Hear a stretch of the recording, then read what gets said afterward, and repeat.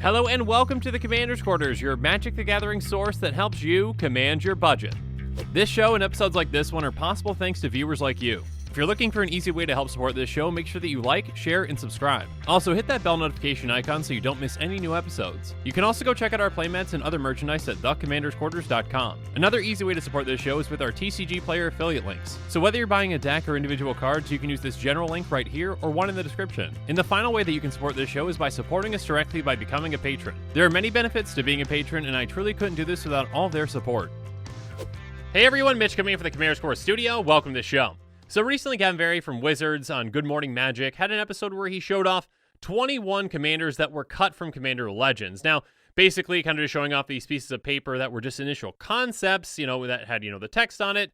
Didn't really have any artwork or whatnot, but basically kind of just showing off these characters from Magic's history that were potentially going to get a card but didn't quite make the cut in Commander Legends, but maybe they'll get this card in a future set, or maybe that card will be adjusted. Again, I believe Gavin said, no promises obviously on any of these, ever, coming out or changing or whatnot. And again, a big thanks to Gavin for actually showing these off, because I know a lot of people were kind of not disappointed in Commander Legends, but maybe they had a favorite character that they really were excited about seeing a card for, and Gavin kind of wanted to make sure that those people saw that obviously, at some point they're probably going to get to these characters, and yeah, they were not forgotten. So yeah, today I'm going to take you through the mock-ups that I just threw together on these cards, and yeah, basically kind of give you my thoughts on each of these commanders, because you never know. Some of these might be potential future commanders. So let's jump into it with probably one of the more exciting ones for many people, with Astronaut the Uncaring. This obviously referenced in Astronaut's Altar, which is a very powerful card in Commander. A 3/4 human artificer that costs 3 black-red.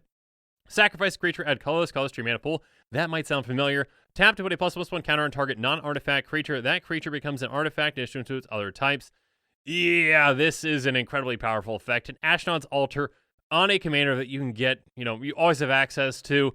That's powerful. Astronaut's Altar can combo with a lot of things, and having one in your command zone to just have an aristocrat-style strategy where you're just sacrificing a ton of things, making a ton of colorless mana, and then maybe pumping out Eldrazi or big X spells can be very powerful. So yeah, Astronaut the Uncaring definitely doesn't care about not being too fair. So that's Astronaut. Let's move on, though, to Hercules, founder of Latinam. I believe this is a reference to Hercules' Recall, which you may have seen in my Joy Redact. A 3/3 human wizard that costs 2 white-blue. Whenever an artifact enters the battlefield, play a +1/+1 counter on Hercules, founder of Latinam. At the beginning of your upkeep, if Hercules, founder of Latinam, has 3 or more +1/+1 counters on her, return all artifacts target player controls to owner's hands. This is kind of like a Hercules Recall, the actual card, which I believe is just target player. It bounces all of one player's artifacts back to their hand. And so, yeah, this is basically, okay, start getting some artifacts in play, get counters onto Hercules, and then you can remove all those and then bounce all artifacts one player controls back to their hand. You can use this in an offensive way by bouncing one of your opponent's artifacts back to their hand. So, goodbye all your mana ramp that you just did if you're not land ramping, if you're ramping with mana rocks. Or, all your other artifact synergies that you have. Or, if you've got an artifact-centric deck, which this one is, and you want to get those artifacts back to your own hand, you can, and then replay them, and so on and so forth, getting more value from that. Next up, though, let's move on to Rafaels, voice of Yavamaya. Rafaels is actually a banned commander. The actual Rafaels is a banned commander, but this one would not be, obviously. A 2/2 elf shaman that costs 3 green. Actually, maybe I spoke too soon. Maybe it would be. Whenever Rafaels, voice of Yavamaya, attacks for the first time each turn, untap all lands you control, and it's got partner. So let's say partner commander, you can partner with whatever other partner commander you want, as long as it's not one of those partner with ones. And this is a very powerful effect. This is like, Bear Umbra, I believe. Whenever that creature attacks, you untap your lands. Yeah, that's a powerful effect. Again, a green deck's going to be able to get out a ton of lands. You can pair this with a partner that maybe wants, a bunch of mana.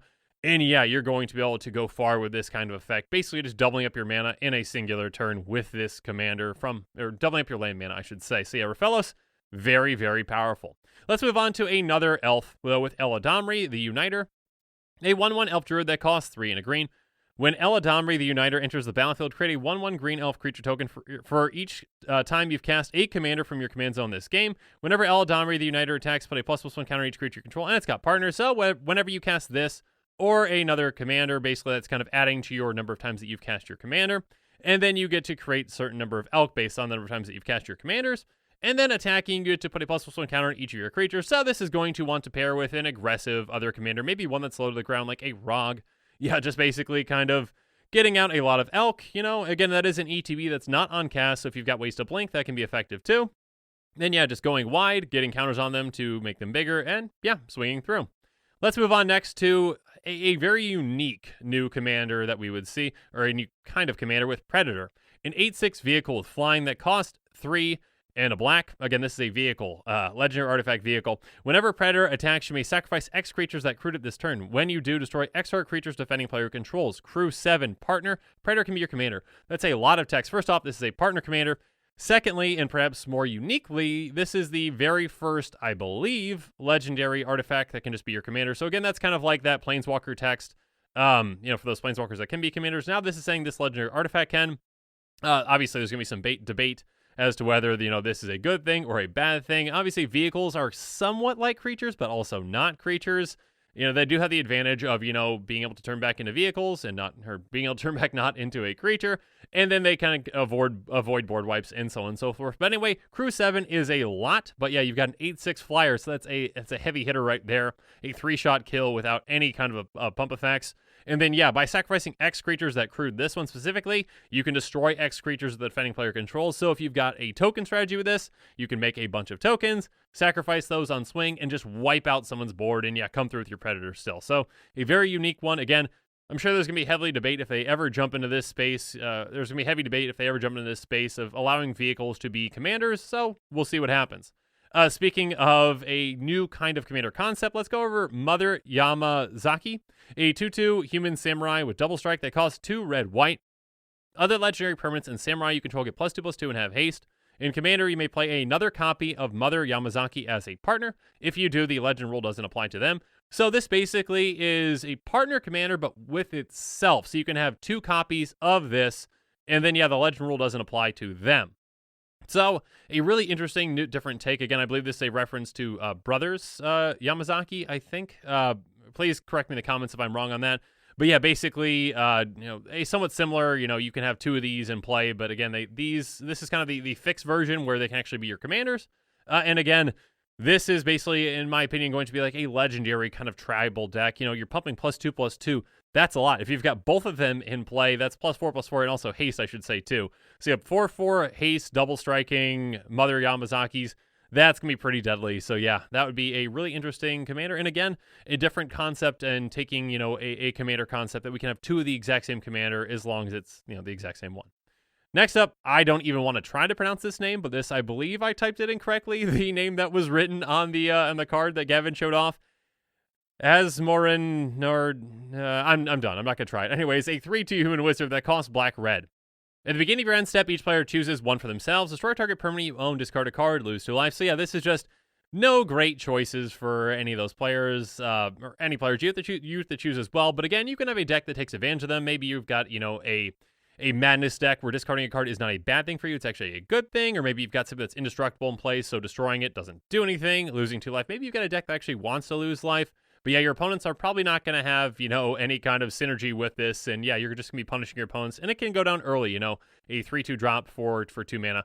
Not bad. So hello to Azmorin, whatever the name is. Anyways, moving on. Brenna Norock Commander, a 4/4 human rogue that costs 4 blue. Whenever a creature deals common damage to an opponent, you draw a card. 2 and a blue, target creature can't be blocked this turn. And partner. So yeah, we've seen some actual enchantments that have done this same effect, that whenever your creature deals combat damage, you draw a card. So this can be a fantastic partner commander that can draw you an absurd amount of cards. You can also partner with something that really wants to get through. So again, paying that 3 mana to basically just make something unblockable can be really big as well. Probably want to go and, maybe a token synergy, that maybe has some evasion, maybe some Thopters or something like that to be able to draw you a lot of cards very consistently. So yeah, definitely an interesting partner commander. Let's move on to another partner commander, though, with Tongarth of the Weatherlight. Again, my apologies for any mispronunciations in this episode. A 3/5 Minotaur Warrior with double strike and trample that costs 4 red with partner. As long as it is attacking or blocking, players can't cast spells or activate abilities other than mana abilities. This thing just wants to hit hard all the time, and it's protected when it is doing so. So yeah, basically when it's attacking or blocking, your opponents can't do any combat tricks, which is great for you. And again, double strike, trample, 3/5. That can, again, if you're suiting this up, that can get deadly really quickly, becoming a 1 to 2 shot kill. And again, this is a partner commander, so there's plenty of great things that you can partner with. Next up, though, let's move on to Gerard, Hero, and Martyr. Another one of the Weatherlight crew, a 4/3 human soldier that has vigilance that costs 3 white.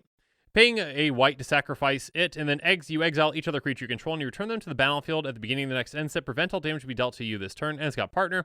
So this one basically wants to protect your entire team as well as you. And again, this one can work really well with a blink kind of deck where you've got maybe a bunch of creatures that have some ETBs or LTBs that can really help you out. So again, just for 1 mana, sacrificing it, you can get all those and get a lot of value out of it. Obviously, you're going to have to keep recasting this, so maybe you've got some graveyard recursion or something, or a way to get Gerard back in play. That could be good. Again, a partner commander, so you've got a lot of options on what you can pair this with, and what kind of a deck you can make. Next up, let's go on to another Capuchin, and one that I don't believe we've seen outside of flavor text. I could be wrong, though. Adom Capuchin of Benalia. A 2/2 human soldier that costs 2 and a white. At the beginning of your upkeep, create a 1/1 white soldier creature token for each ore and equipment attached to Adom Capuchin of Benalia, and got partner. So yeah, this is definitely one that's saying, you know what, let's just make a ton of tokens. This one kind of reminds me mostly of Valduke. Valduke obviously makes bigger creatures, but those are temporary. This one makes permanent creatures, and again, this one also counts ores as well as equipment. I believe Valduke only counts equipment, and this also again has partners, so again, maybe pair with something that has a lot of equipment synergies or aura synergies. So yeah, definitely a unique take on a partner commander. Let's move on though to Kyodai, Sister of Spirit, a 4/4 spirit with lifelink and death touch that costs 5 black. At the beginning of combat on your turn, put a divinity counter on another target creature you control. That creature becomes indestructible, and it's got partner. So this one I believe is a reference to the card from Kamigawa. I believe it's called It That Was Taken, something like that. But anyways, yeah, making something indestructible permanently by getting a divinity counter on it. And actually, I believe, correct me if I'm wrong in the comments, but the way that this works is you don't even have to have that divinity counter still on it. As long as you get that on that creature, and then you can just, even if it's removed, it doesn't matter, I believe. So check me if I'm incorrect on that. But yeah, basically just a partner commander that says, okay, I'm a decent creature. 4/4 lifelink death touch is not bad, but 7 mana is a lot. But the fact that it can make other creatures indestructible, including your other partner commander, can be huge. Let's move on, though, to Mauricio the Tracker. We've seen Mauricio before as a Naya commander, a 5/3 cat warrior with trample. It costs 3 red-green, and it's got a lot of text, so here we go. Whenever it attacks, choose 1. Defending player gets a prey counter and becomes prey. If defending player is prey, Mauricio the Tracker gets +2/+2 until end of turn. If all your opponents are prey, Mauricio the Tracker gets +3/+3 and gains double strike until end of turn. This, I don't believe we've seen prey counters for players. I could be very wrong on that. But yeah, that's a really unique concept. Basically, the first time that you attack, you want to get that prey counter on, obviously. Then you can choose to either keep attacking that player for a slight benefit, +2/+2 is not bad again, it's going to be coming in as a 7/5, or you can get counters on all of your opponents, just keep attacking a different opponent each turn until everyone's got a prey counter on them, and then, yeah, you're going to be swinging with, an 8/6 double strike, so, yeah, that's going to be huge. Again, those prey counters are going to stay on your opponents throughout the entire game, so even if Mauricio's dealt with, you get it back into play, it's still basically just going to be, whenever it attacks, an 8/6 double striker, which is huge. Next up, let's move on to Matak Lavamancer, and I believe that this is a reference to Grim Lavamancer, a 3/3 human wizard for 3 and a red. Instant sorcery spells you cast can't be countered. Pay a red and tap it to exile an instant or sorcery card from your graveyard. Matak the Lavamancer deals 3 damage to a creature or player, and it's got partner. So yeah, yet another partner commander. This one protects all your instants and sorceries. So yeah, if you're in a Spellslinger deck and you really don't like when your things are countered, this can definitely help you out. And then yeah, a reference to Grim Lavamancer, which I believe only did 2 damage, but I could be wrong on that. This one deals 3 damage by exiling an instant or sorcery from your graveyard and pinging something for 3. Next up, though, let's move on to Burly the Beast. One that I've actually been waiting for a long time, a Beast Tribal Commander, a 3/4 Beast that costs 3 red-green. Whenever Burly the Beast or another beast enters the battlefield under your control, you may have it fight target creature an opponent controls. Whenever a beast you control deals damage, put a +1/+1 counter on it. So yeah, a fight synergy beast tribal deck that gets counters by your beast dealing damage, that can be huge. Yeah, so basically your beast, whenever they're blocking, attacking, you're going to be dealing out damage with them, and they're going to be getting bigger each time. So +1/+1 counter synergies, fight synergies, and beast synergies. Yeah, what's not to like about Burly the Beast? And the name is great too. Tala, Battalion Leader, is up next. A 2/2 Elf Warrior that costs 1 green-white. Gets +1/+1 for each other creature you control, a +1/+1 counter on it. And whenever a creature you control attacks, play a +1/+1 counter on it. This one seems pretty straightforward. You make a bunch of tokens, which Selesnya is very good at, and then you just swing with those tokens. They get a counter on them for attacking, and then, yeah, Talara gets absolutely absurdly huge because all your creatures are going to have counters on them, and yeah, that's a go wide and go tall strategy. All in one, again, for just 3 mana, a 2/2, in a tokens deck. This can get pretty out of hand pretty quickly, I feel like. Let's move on, though, to Pivlic, Reviving Imp, a 1/1 flying imp that costs 1 and a black. It's got partner. When it leaves the battlefield, return another target creature you can from your graveyard to your hand. If that creature was your commander, return to the battlefield instead. Since they partner, they can get another partner back from the graveyard. I'm sure there's a lot of commanders that could really want to partner with this one. Again, maybe if they've got an ETB or an LTB, this can really help you use and abuse that. Again, this is kind of like a reanimation spell for just 2 mana for another commander. Like, obviously, you have to sacrifice it or blink it or whatnot to get that effect. And this can also just be a good recursion spell as well to get you other things back from your graveyard too. Next up, let's move on to Blunk Skullcracker, and I believe that this is a reference to Skull Crusher, or whatever that card is. Again, the 3 damage, you'll see. A 3/3 human warrior that costs 1 green and a red. Players can't gain life, and damage can't be prevented. That's huge. And whenever Blunk Skullcracker attacks for the first time in a turn, if it's attacking alone, untap it. After this combat phase, there's additional combat phase. So this is a really unique commander, again, basically saying, yeah, you're not gaining any life, any of those life gain synergies, and you can't prevent damage, so no fog effects either. And yeah, this is just a commander that wants to swing and wants to swing hard. Basically, attacking for the first time, if it's attacking alone, you untap it, and then you can attack again. So yeah, you can Voltron this thing up and just swing basically twice in a turn and dish out a ton of damage. Next up, let's move on to Lyn Civi Recruiter, a 2/3 human rebel that costs 3 and a white. As partner, pay 1 and a white and tap her to search your library for a creature card with converted mana cost less than or equal to the number of ++1 counters among creatures you control, and then put onto the battlefield and check your library. Yeah, if you can just get a bunch of counters out there, you can basically just tutor for any creature in your deck. This is a partner commander, so you're probably going to partner with something that has green, so that you basically can get more of those ++1 counter synergies. And then, yeah, once you get a certain number of counters out there, it's going to be game over. You can just tap this, get an Eldrazi out, and yeah, I'm sure there's some kind of a pod chain that you can do this as well. But yeah, that seems to be a pretty effective way to go out and get one of those things. Again, it shouldn't be too hard in a ++1 counters deck to get at least 10 or so counters on to all your things. So good luck with that and have fun.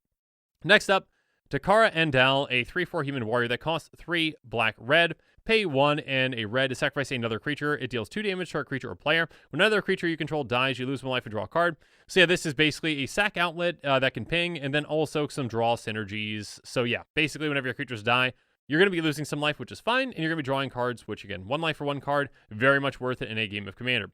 And finally, and I believe this is the last one, a 2/2 human advisor named Nihan Azorius Lawmaker, costing white-blue. Cards in graveyards lose all abilities.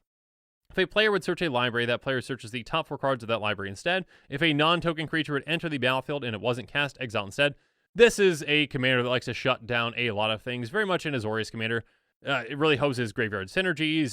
Basically it's kind of like an Aven Mind Sensor, but for just 2 mana. And if a non-token creature entered the battlefield and wasn't cast, exile it. So none of those free kind of synergies. Yeah, it's a really interesting commander that really can shut down a lot of things. Not exactly the commander that I like to play, but I'm sure there's plenty of players out there that would really look forward to playing with this one. But yeah, I believe that's all 21. My apologies if I missed one or if I misspoke on one. Again, I tried to type these out as well as I could, and I'm sure I made a mistake or two along the way. But yeah, let me know in the comments below which of these your favorite was. Which of these characters and cards would you most want to see in an upcoming set sometime? And what one wasn't mentioned? Maybe something from the history of Magic. What character that has been mentioned who hasn't got a card yet would you really like to see? So yeah, let me know in the comments below. And as always, thanks again and have a good one.